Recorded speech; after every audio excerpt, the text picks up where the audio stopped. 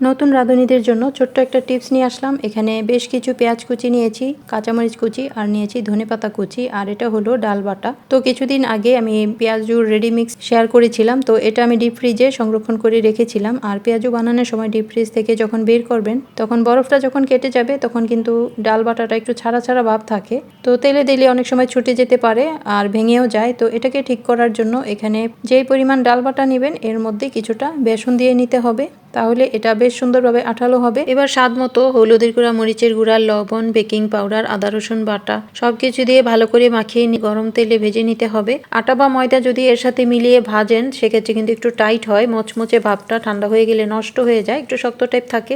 আর বেসনটা দিয়ে বানালে এটা মুচমুচে ভাবটা ঠিক থাকে, আরো বেশি মুচমুচে ভাব হয়। আর এই পেঁয়াজু মিক্সটা শুধু খেসারি ডাল না, এর সাথে আরো দুইটা উপকরণ আছে যেটা কিনা পেঁয়াজুর স্বাদ দ্বিগুণ বেড়ে যায়। এর লিঙ্কটা কমেন্ট বক্সে দেওয়া থাকবে, প্রয়োজনে দেখে নেবেন। এই দেখুন একেবারে মচমচে, কিন্তু নরম টাইপ, শক্ত টাইপ না। ঠান্ডা হয়ে গেলেও এটা মুচমুচে থাকে যেহেতু বেসনটা ডালেরই তৈরি। এরকম আরো সহজ সহজ রেসিপি টিপস পেতে সাথেই থাকুন। আল্লাহ হাফেজ।